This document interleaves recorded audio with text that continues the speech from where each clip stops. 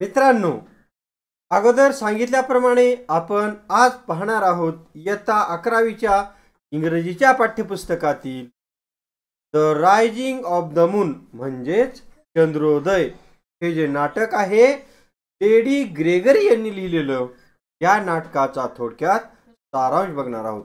मित्रहो, या नाटकामध्ये पात्र आहेत सार्जंट, पोलिसमन बी, पोलिसमन यक्स। रात्रीची वेळ आहे आणि यांना एका व्यक्तीचा शोध घ्यायचा आहे। आयर्लंड या देशातील एका देशभक्ताच्या देशभक्तीवर आधारित असलेले हे नाटक आहे। हा सार्जंट जो आहे कोण आहे? हा SERGENT सार्जंट। हा आहे पोलिसमन POLICEMAN पोलिसमन डी। हा आहे पोलिसमन POLICE पोलिसमन यक्स।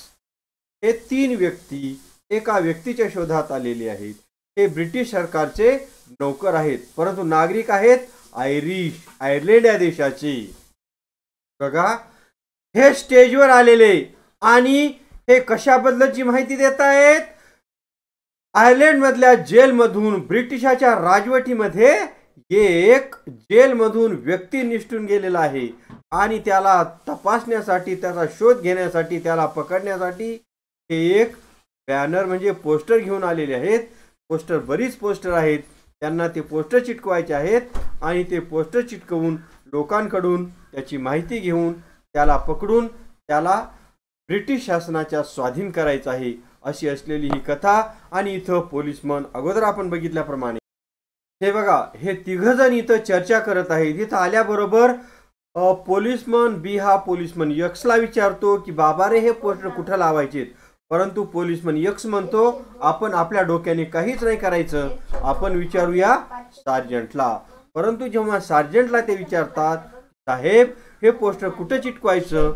इथं बाजूला एक ड्रम आहे, दिसतोय तुम्हाला ड्रम?